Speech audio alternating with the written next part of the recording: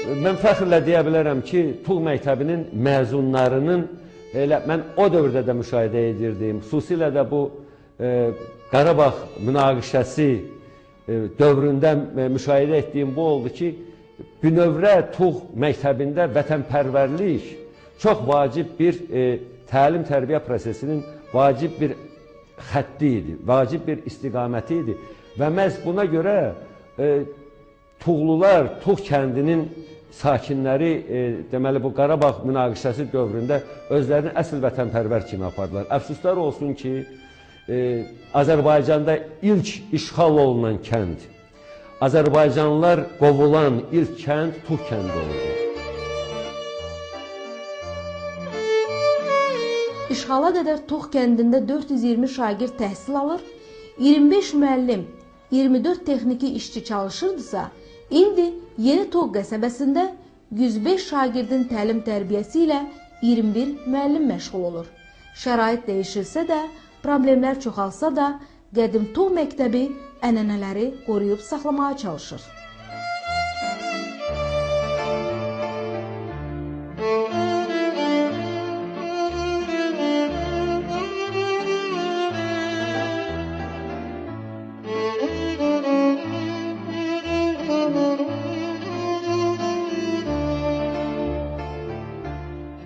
...2010-cu il Tuğ kənd orta məktəbi həyatında ən əlamətli illərdən biridir.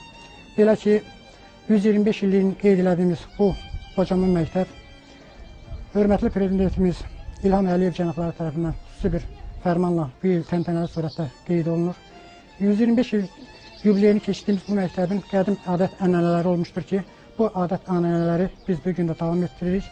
Çalışırıq ki, yüksək nailiyyətlər əldə edək. Tuğ kəndi işğal olunduqdan sonra Tuğ kəndi orta məktəbi, yəni Ağamı düzündə çətinlik də olsa şərait yaradıldı. Əvvəlcə evlərdə, sonra isə kərpiç binadan tikilmiş, yəni məktəb üçün ayrılmış, kərpiç binadan tikilmiş sinif otaqlarında keçirilir. Keçən tədris ilində Azərbaycan Respublikası Sığorta Şirkəti tərəfindən yeni bir 4 otaqlı məktəb üçün bir otaqlar tikildi ki, bu çətinliyi qismən də olsa biz aradan qaldırdıq. 1977-ci ildən Tuğ Orta Məktəbində dil ədəbiyyat müəlliməsi işləmişəm. Bu məktəbdə uşaqların təlim-tərbiyəsinə, onların elmli, bilikli, savadlı olmasına çalışmışam. Çalışmışam ki, uşaqların, gələcəkdə uşaqlar vətənpərvər, vətənə layiqli, vətənini sevən bir evlad kimi böyüsünlər. 125 illik yubileyini qeyd etdiyimiz Tuğ kənd orta məktəbi Dağlıq Qarabağda ən böyük və ən qədim məktəblərdən biri idi. Məktəbə uzun illər Niyaz Cahangirov 30 ilə yaxın bir müddətdə başçılıq etmişdir. Niyaz Cahangirov bir neçə çağırış rayon və vilayət xalq deputatları sovetinin deputatı olmuş, rayon partiya komitəsinin 10 ildən artıq bir müddətdə büro üzvü olmuşdur. Niyaz Cahangirov öz ətrafına güclü kadr potensialını gəlməşdirmişdir və bunun məntiqi nəticəsi kimi məktəbdə güclü kadrlar olduğu üçün məktəbin məzunlarının hər il 60-70% ölkənin müxtəlif ali məktəblərinə qəbul olunurdular. Tuğ kənd məktəbi haqqında çox şey demək olar. Tuğ kəndinin məzunları bu məktəblə həmişə fəxr edir. Çünki bu kənddən, bu məktəbdən elm xadimləri, sonra güclü hərbiçilər və siyasət adamları çıxmışdır. Mən orada oxuduğum dövrdə bütün müəllimlərdən qayğı görmüşəm. Çünki onlar elə hesab edirlər ki, biz onların öz evlatlarıyıq. Onların evlatları olmaqla bərabər doğumdakı dərsdən sonra bizi saxlayıb bizə məsləhət saatı verədilər. Məsləhət saatı verməklə bərabər bizi tamamilə məcbur edirdilər ki, biz gələcəkdə faydalı bir əməklə məşğul olmaq üçün bütün fənlərə dərindən yiyələnək. Və eyni zamanda mən xarici dillər institutunda oxuduğum dövrdə də həmişə məktəblə əlaqə saxlayardım. Çünki mən o məktəbin məzunu olduğuna görə bütün kanikula getdiyim dövrlərdə həmişə gedib onlarla görüşürdüm. Eyni zamanda görüşdüyüm dövrdə onlar mənim təhsilimlə maraqlanırdılar. Yubileyi qeyd olunan Tuğ Orta Məktəbinin həyatında 3 əsas xətt qeyd edilmək lazımdır. Məktəbin yaradıcısı Mir Mehdi Xəzanidir, məşhur Azərbaycan şairi. Onun əməyi qədər məktəbin Respublika miqyasında geniş şöhrət qazanmasının səbəbkarı Niyaz müəllim Cahangirovdur. 31 il məktəbə direktorluq eləmişdir. Məcburi köçkün həyatını yaşayan Tuğ Orta Məktəbinin həyatını yenidən canlandıran Kamil müəllim Şükürov olmuşdur. Ölkə prezidentinin 31 oktyabr 2007-ci il sərəncamı ilə məcburi köçkünlərin təhsilə marağının artırılması, milli mənəvi dəyərlərimizin qiymətləndirilməsi üçün bir sıra tədbirlərlə yanaşı Tox kənd orta məktəbinin 125 illiyinin qeyd olunması da nəzərdə tutulur. Bu, Azərbaycanda təhsil inkişafına verilən böyük qiymətdir. Bu, həm də öz doğma kəndində, torpağında yaşamaq, təhsil almaq, gün güzaran qurmaq istəyən hər bir toxunun arzusudur.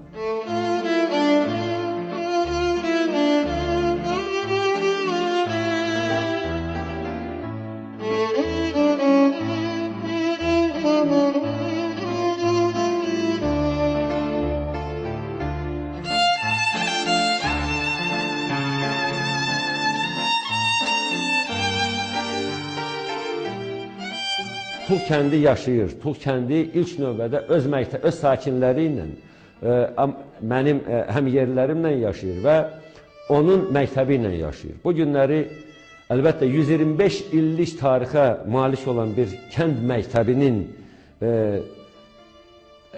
Azərbaycanın təhsil sisteminə verdiyi töhfəsi unudulmazdır və həmişə yadda qalacaqdır. Çünki məktəbin məzunları da, məktəbin müəllimləri də Azərbaycan tarixində bir şəxsiyyətlə vacib bir iz qoyub getmişlər və bu günləri də elə həmin o xətti layiqli davamçılarıdırlar. Dövlət başçısı İlham Əliyevin dəfələrlə qeyd etdiyi kimi o yerlərə qayıdacaq. Hər bir problemi həll etmək, hər bir dərdi sağaltmaq olar. Vətən, torpaq dərdindən, həsrətindən başqa.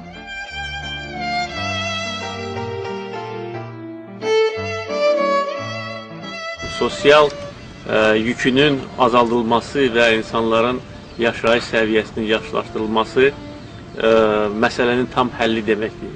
Məsələnin tam həlli torpaqlarımızın işğalçılardan azad olunması. Bu məqsədə nail olmaq üçün biz bütün gücümüzü səfərbər eləməliyik və eləyirik. Və Azərbaycanın artan imkanları, iqtisadi gücü, bölgədəki mövqeləri, bizim həm daxili, həm xarici siyasətimiz o günü yaxınlaşdırır. Bugün Azərbaycanla hesablaşırlar. Azərbaycan mövqeyindən bölgədə gedən proseslər böyük dərəcədə asılıdır.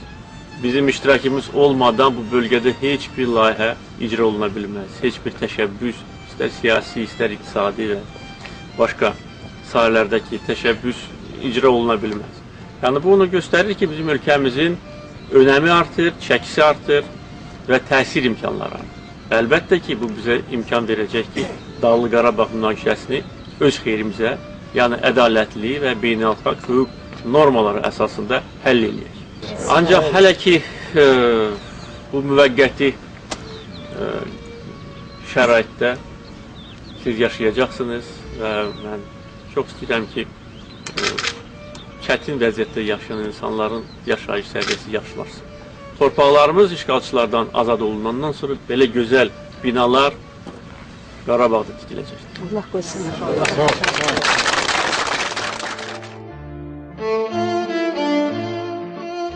Bir də hələ o yerlərdən ayrı düşmək, müəyyən müddətə ora gedib gələ bilməmək hələ hər şeyin sonu deyil. Bütün Qarabağ kimi, işğalda qalan torpaqlarımız kimi, Tox kəndi bizim kəndimizdir. Adı kimi, özü də qalibiyyət günümüz, qalibiyyət bayrağımız üçün darıxan kəndimizdir. Məşhur türk şairlərindən biri gözəl deyib, getməsək də, görməsək də o kənd bizim kəndimizdir.